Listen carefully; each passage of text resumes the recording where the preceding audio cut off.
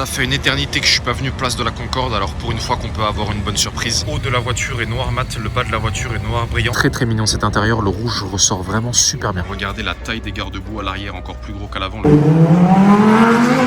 D'abord été proposé en boîte manuelle avant ensuite d'être proposé en boîte PDK. Comment ça va la famille? Bonjour à toutes et à tous, bienvenue sur Warren, j'espère que vous allez bien, j'espère que tout se passe bien pour vous. Aujourd'hui je vous souhaite la bienvenue pour une nouvelle session de car spotting à Paris. Nous sommes en plein confinement mais on va essayer de voir ce qu'on peut trouver. Pour ceux qui sont arrivés récemment sur la chaîne, je vous souhaite la bienvenue, je m'appelle Warren, je suis passionné d'automobile. Vous me verrez très souvent pour les sessions car spotting entre Monaco et Paris, et pour les vidéos essais, je fais ça à travers toute la France. En attendant, je vous invite à aller voir toutes les vidéos que j'ai déjà faites sur la chaîne Aston Martin, DB9 Mansouri, Volante,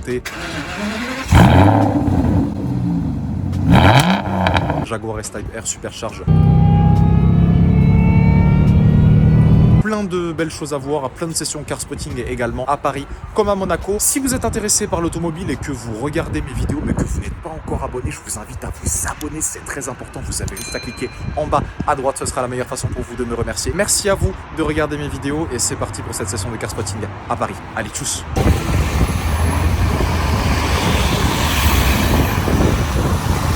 Comme vous pouvez le constater, je suis devant le Crillon et l'Automobile Club. Devant moi, j'ai une voiture. Bon, cette fois-ci, ce sera pas forcément pour de la voiture, mais plutôt pour la configuration. Regardez-moi ce Range Rover Autobiography SV qui est d'un vert kaki mat. Il est neuf, hein. Vu la propreté de la voiture, regardez, vraiment très intéressant cette couleur. Très joli phare. Bon, les spécialistes Range Rover, hein, certainement que vous y connaîtrez bien mieux que moi.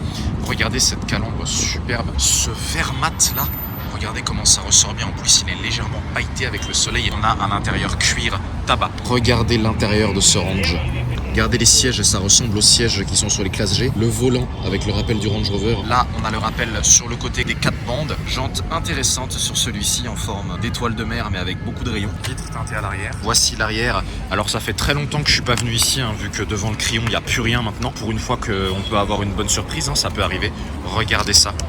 Cette sublime couleur, comment ça ressort bien. Et là vous pouvez voir cette fois-ci intérieur et côté passager. Voici le 3 quarts avant de ce SV Autobiographie. Ça fait une éternité que je suis pas venu place de la Concorde, alors pour une fois qu'on peut avoir une bonne surprise. Rolls-Royce Wraith à 2 pas de l'avenue Montaigne. J'ai seulement quelques secondes pour vous la décrire. Le haut de la voiture est noir mat, le bas de la voiture est noir brillant. Elle a les jantes d'origine comme ceci, gris argenté. Magnifique, 632 chevaux et nous vient d'Andorre. Très longtemps que je n'avais pas vu une Wraith à Paris. AMG GT 63S qui fait demi-tour. Très belle couleur. Et Taylor Chichi qui passe en classe G. Beauté du jour, ça faisait extrêmement longtemps que j'en avais pas vu une, au moins 2 ans facile. Mercedes AMG GT, configuration sublime, gris sélénite avec des jantes chromées. Regardez ça, V8 biturbo, 500 chevaux, rien à dire sur la configuration, franchement rien à dire. On voit que c'est un gris très foncé, hein, c'est pas du noir. On va retrouver des jantes chromées comme ceci, siglées AMG au niveau des jantes ainsi qu'au niveau des étriers, avec des freins acier perforés ventilés étant donné que les carbone C sont en option. On a en aluminium les ailettes avant avec le rappel du V8 biturbo, c'est vraiment très joli. Les clignotants au niveau des rétroviseurs, jantes à l'arrière comme ceci. Bon, les jantes arrière sont pas forcément très propres, mais à l'arrière on a les 2 gros sorties d'échappement comme ceci en forme de parallélépipède, je sais pas trop comment dire, avec le feu de recul derrière. Rappel Mercedes, bon, il a enlevé les sigles AMG et GT. Et regardez l'intérieur, siège en cuir siglé AMG. On a une console qui est tout en aluminium, un volant avec le rappel du AMG également, volant tout en cuir. Regardez cette ligne, les jantes chromées, ça fait vraiment toute la différence, hein.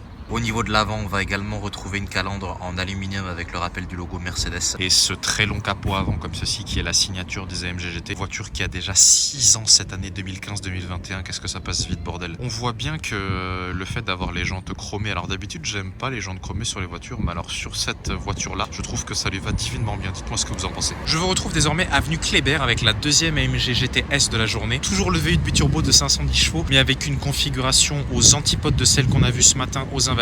Ce matin on avait des jantes chromées, cette fois-ci on a des jantes noires mat avec frein acier perforé ventilé, des étriers rouges. Ici les ailettes ne sont plus en aluminium mais en noir avec le rappel du V8 biturbo. Voici le 3 quarts arrière de cette GTS, en plus celle-ci elle est encore siglée. Le GTS sur la droite comme ceci et le AMG sur la gauche. Voici l'arrière de la GTS avec les pots qui ont été peints en noir. Voici l'intérieur de cette GTS sublime cuir rouge et noir comme ceci siglé AMG. C'est bien, ça met un petit peu de couleur, je trouve ça vachement génial. Rappel du AMG en bas au niveau du volant en cuir. Voici la console, donc celle-ci à la console noire alors que ce matin on avait la console aluminium. Très mignon mignon cet intérieur, le rouge ressort vraiment super bien. Ancienne Bentley Flying Spur, alors c'est marrant, on pourrait tomber dans le piège parce que les écrous Bentley sont en rouge au niveau des roues, comme ceci.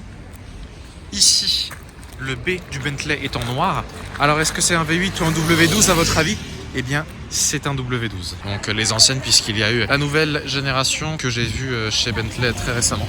Donc vous avez le rappel du W12 à ce niveau-là. Vous la reconnaissez par l'intermédiaire des sorties d'échappement comme ceci. Huracan de première phase Spider. Très très longtemps que j'avais pas vu un Spider. Toutes les Huracan que j'avais vu récemment, c'était que des coupés, hein. Aucun cabriolet. Ça se fait assez rare les cabriolets dans Paris, même si celui-ci nous vient de Suisse, NE, canton de Neuchâtel. Il a pas les bonnes jantes, mais c'est pas grave. Par contre, ce orange Arancio Borealis est sublime. V10 atmosphérique, 610 chevaux, donc les générations LP610-4, la couleur est somptueuse. Voici ce que ça donne en vue latérale, donc les étriers sont exactement la même couleur que la carrosserie de la voiture, et la capote qui est en noir. Sur le côté, vous avez le rappel du LP610-4, 610 chevaux, 4 motrices. Vous avez des freins en carbone céramique, étriers orange avec des jantes noires. Centraux de siège en Alcantara orange, latéraux de siège en cuir noir avec des détails orange à l'intérieur, et le volant est en cuir. Dommage qu'il n'y ait pas l'option carbone au niveau du volant, c'est dommage. L'Alcantara orange est magnifique. Voici le 3/4 arrière de cette Huracan Spider.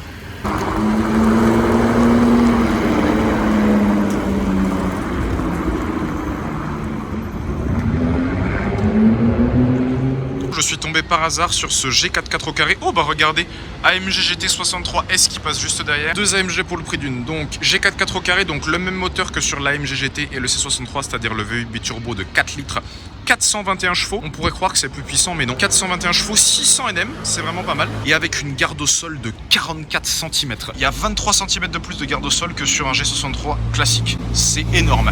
La couleur, bon, jaune fluo, celui-ci je l'avais déjà vu à Monaco l'été dernier, hein, vous devez sûrement le connaître. Avec les garde-boue en carbone, les anciennes calandres ici à l'avant, plaquées 75. Couleur, on est dans un jaune encore plus clair que le Giallo Modena chez Ferrari. Rappel du V8 à ce niveau-là. On va retrouver des jantes Mercedes de 22 pouces avec des freins acier perforés ventilés étriés rouges. Regardez la taille des garde-boue à l'arrière, encore plus gros qu'à l'avant, le carbone ressort bien au soleil. Voici le 3/4 arrière, ce que ça donne avec rappel du G500 à gauche, 4x4 au carré à droite, culmine à 2,21 m de hauteur, comme un joueur de basket en fait. 4 sorties d'échappement d'origine. Voilà le camion.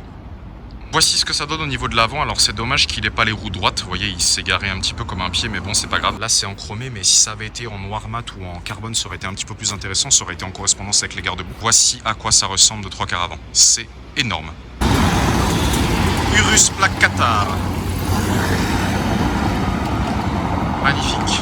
Bon alors devant le Bristol c'est désert, par contre on a cette très belle 911 Carrera normale phase 1. La couleur est sublime.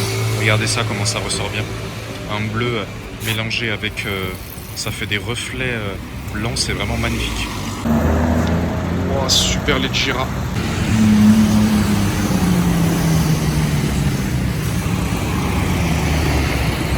Première 458 que je vois sur Paris depuis un long moment. Grise mat, jante noire mat, superbe config.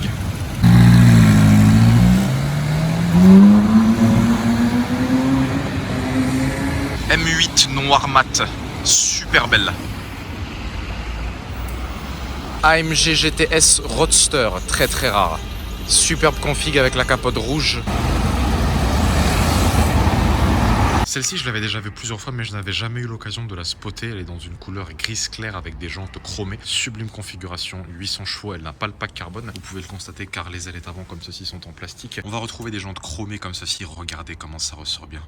Oh là là là là là là. Avec des freins carbone C étriés noirs. Rappel du logo Ferrari ici. Là, les rétroviseurs de couleur noir et gris. Volant mi-cuir, mi-carbone avec les palettes en aluminium et intérieur tabac avec les sièges Daytona. Regardez ça. Sublime. Voici le 3/4 arrière de cette 812. Regardez comment elle est mignonne au niveau de la face avant avec une calandre noire. Le cheval qui est chromé comme ceci. Rappel du Ferrari en chromé. De même pour le cheval à l'arrière. Deux sorties de chaque côté pour faire rugir le V12 atmosphérique de 6 litres 5. Le spoiler arrière qui est de la même couleur que la carrosserie de la voiture. Voici ce que ça donne l'intérieur côté passager. Avec le rappel du 812 Superfast comme ceci au niveau du tableau passager.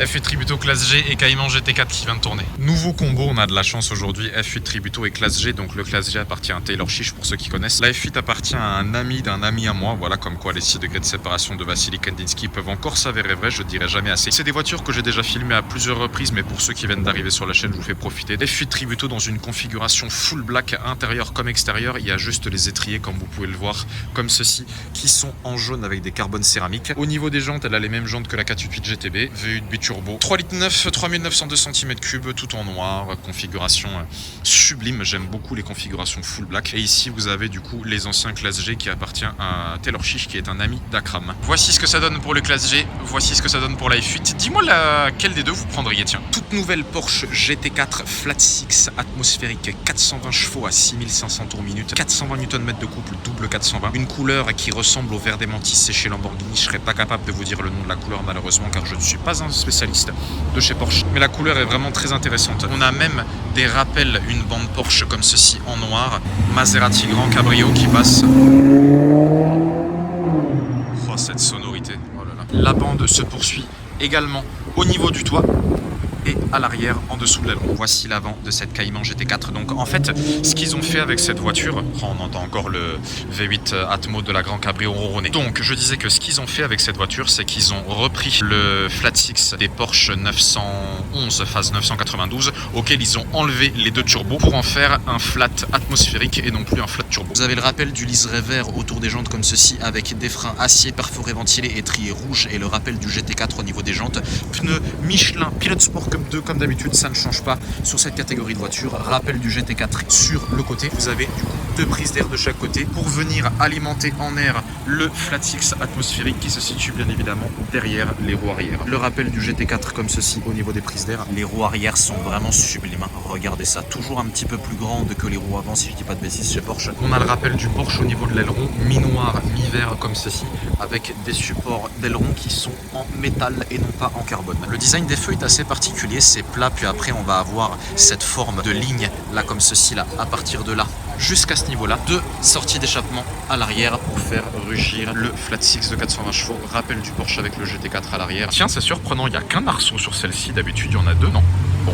Voici le 3/4 arrière de cette GT4, super mignonne. Et si je ne dis pas de bêtises, les premières ont d'abord été proposées en boîte manuelle avant ensuite d'être proposées en boîte PDK. À l'intérieur, on va retrouver les sièges baquets avec des centres de sièges en alcantara, latéraux de sièges en cuir et le dessous des appuis-têtes en carbone pour faire passer les ceintures en harnais, ceintures qui sont en rouge et non pas en vert à l'intérieur. Et vous avez vu la boîte manuelle comme ceci, donc à 6 rapports. Le contour du volant qui est en alcantara, sublime. Au niveau de l'avant, vous allez retrouver un spoiler avant qui est immense puisqu'il part de l'avant des roues avant comme ici, il vient ensuite longer tout le bas de la voiture pour aller jusque de l'autre côté. L'avant est assez similaire à celui des GT2 RS, c'est dommage que ce soit pas en carbone, mais je crois que sur les GT4 il n'y a pas de pack Vessar, du moins pas encore. i8 Roadster noir, rue de l'Assomption dans le 16e. Il n'y en a que 15 en France, j'en avais vu une lorsque j'avais fait mon rassemblement à Orléans, je vous mets la vidéo en bannière juste ici. Faut aimer, style particulier, la i8. Uniquement 15 en France, je parle, pas dans le monde. 15 en Roadster en France avec une capote noire, celle-ci. Un intérieur qui est noir également, full cuir. Les jantes sont sympas avec des étriers siglés BMW, freins acier perforé ventilé. Voici le 3/4 avant.